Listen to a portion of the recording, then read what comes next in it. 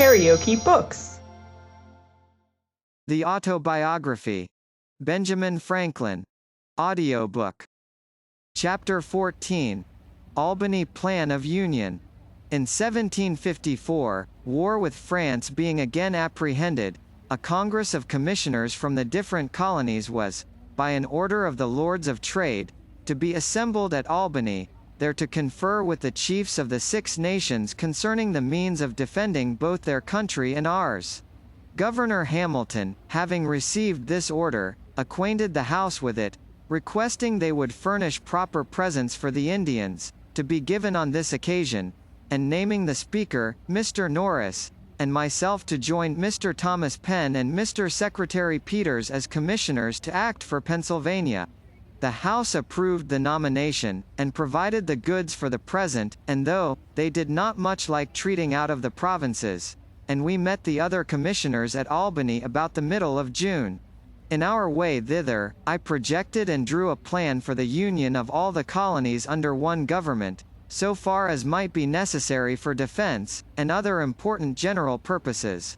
As we passed through New York, I had there shown my project to Mr. James Alexander and Mr. Kennedy, 2 gentlemen of great knowledge in public affairs, and, being fortified by their approbation, I ventured to lay it before the Congress. It then appeared that several of the commissioners had formed plans of the same kind. A previous question was first taken, whether a union should be established, which passed in the affirmative unanimously. A committee was then appointed, 1 member from each colony, to consider the several plans and report. Mine happened to be preferred, and, with a few amendments, was accordingly reported. Join or die. By this plan the general government was to be administered by a President General, appointed and supported by the Crown, and a Grand Council was to be chosen by the representatives of the people of the several colonies, met in their respective assemblies. The debates upon it in Congress went on daily, hand in hand with the Indian business. Many objections and difficulties were started, but at length they were all overcome, and the plan was unanimously agreed to, and copies ordered to be transmitted to the Board of Trade and to the assemblies of the several provinces.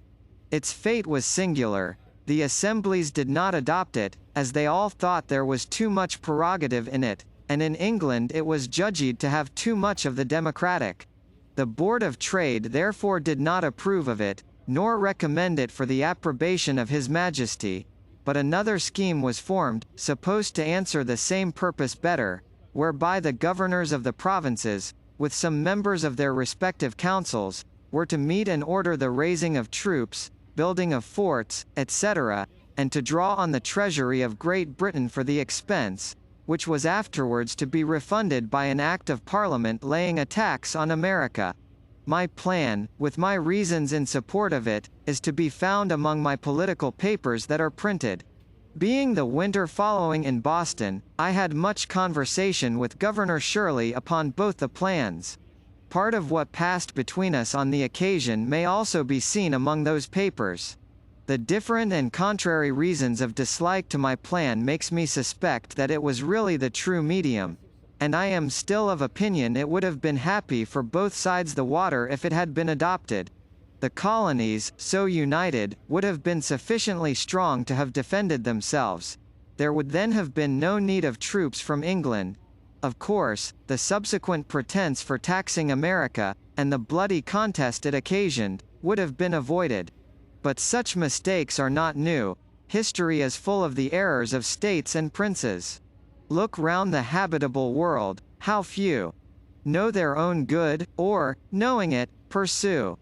Those who govern, having much business on their hands, do not generally like to take the trouble of considering and carrying into execution new projects. The best public measures are therefore seldom adopted from previous wisdom, but forked by the occasion.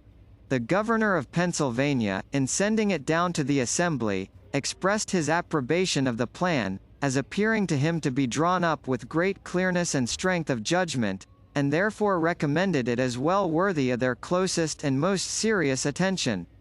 The House, however, by the management of a certain member, took it up when I happened to be absent, which I thought not very fair, and reprobated it without paying any attention to it at all, to my no small mortification. KaraokeBooks.